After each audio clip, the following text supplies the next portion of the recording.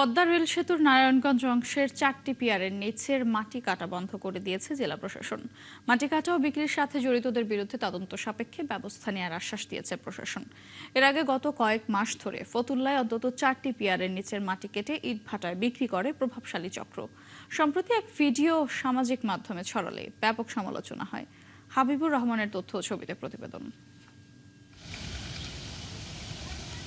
ফতুল্লার আলীগঞ্জ ইদ্রাকপুর এলাকায় পদ্মা সেতু রেল সংযোগ সেতুর 84 নম্বর পিয়ার থেকে 87 নম্বর পিয়ার পর্যন্ত প্রায় 6 ফুট গর্ত করে ভেকু দিয়ে মাটি কেটে বিক্রি করে প্রভাবশালী একটি চক্র।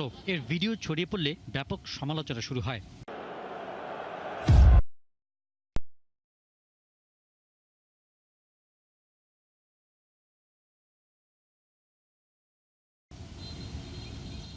কারা এই মাটি কাটছে এলাকার লোকজন জানলেও ভয়ে মুখ খুলতে চান না। তবে বলেন, ব্রিজের ঠিকাদারি কাজের সাথে জড়িত লোকজনের যোগ সাজসেই এসব মাটি বিক্রি ও কেটে নেওয়া হয়।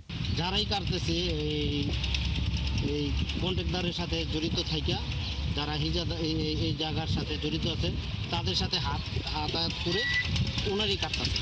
ট্রেন গেলে এমনি কাঁপে, আর তো মারি নাই, এখন তার বেশি কাঁপবে। গোড়া মাটি সরে গেলে সমস্যা না ব্রিজে।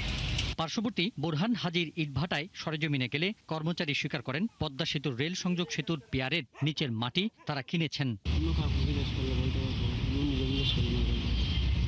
নাম তো আমি জানি না, আর তোকে বলতেও পারবো না। একটু বলেন, আপনি তো মাটি কাটছেন, কি দেখছেন? লোকজন তো কাটে দেখছি।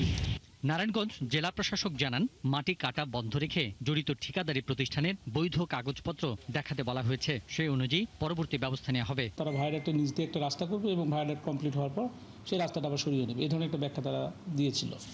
তো সেই ব্যাখ্যাতে আমরা সন্তুষ্ট ছিলাম না। রেলপথ মন্ত্রণালয় এবং স্থানীয় অথরিটি হিসেবে ডেপুটি কমিশনার এটা জানার কথা। আপনারা কাউকে জানালেন না বা কাকে জানাই এই মাটিটা কাটলেন, এবং আমরা তাৎক্ষণিকভাবে সেটা বন্ধ করার জন্য নির্দেশ দিই এবং প্রয়োজনীয় ব্যবস্থা বা এই বিষয়ে প্রয়োজনীয় কার্যক্রম গ্রহণের জন্য আমরা রেলপথ মন্ত্রণালয়কে অবহিত করি। পদ্মা রেল সংযোগ সেতুর পিয়ারের নিচের মাটি কাটার সাথে সংশ্লিষ্টদের চিহ্নিত করে আইনের আওতায় আনার দাবি এলাকাবাসীর।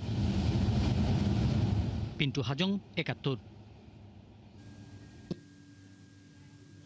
দর্শক, প্রতিবেদনে যেমনটি দেখছিলাম, পদ্মা রেল সেতুর সংযোগ সেতুর নারায়ণগঞ্জ অংশের 4টি পিয়ালের নিচে মাটি কাটা বন্ধ করে দিয়েছে জেলা প্রশাসন।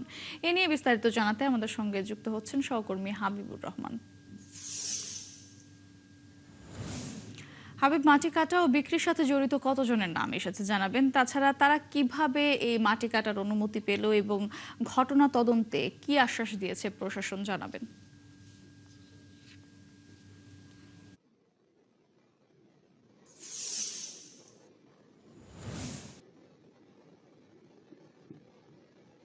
মৌটসী সরকারের মেগা প্রকল্পের মধ্যে যে ধরনের নজরদারি থাকার কথা ছিল, সে ধরনের নজরদারি এই অঞ্চলে আমরা এখনো দেখতে পাইনি, যার কারণে এ ধরনের একটা বড় পুকুর চুরি হতে চলছিল।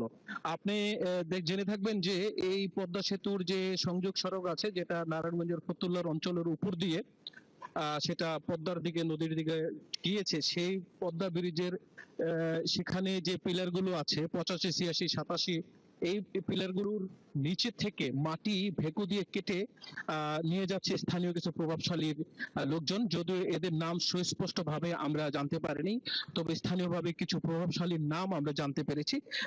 পার্শ্ববর্তী কিছু ইটখোলা আছে যারা এই মাটি নিয়ে তারা ব্যবসা বাণিজ্য কারবারের সাথে জড়িত।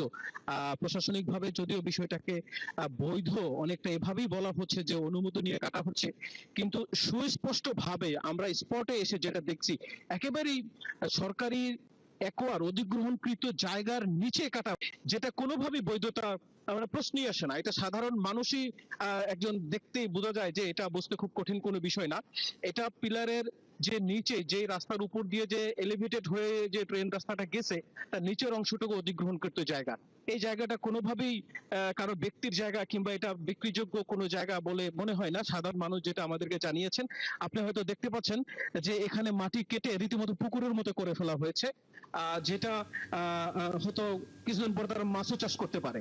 তো যেই একটা মেগা প্রকল্পে, যেটা হাজার কোটি টাকা দেশের একটা সম্পদ, এটাকে এভাবে অবহেলা অযত্নে যদি করা হয় তাহলে দেশীয় একটা বড় সমস্যা। তবে প্রশাসন বলছে তারা দেখভাল করতেছে, যে সংশ্লিষ্টদের বিরুদ্ধে তারা ব্যবস্থা নিবে যারা এর সাথে সংশ্লিষ্ট আছে। তো এই ছিল মৌটসী নারায়ণগঞ্জের পদ্মা সেতু প্রান্ত থেকে আমার কাছে।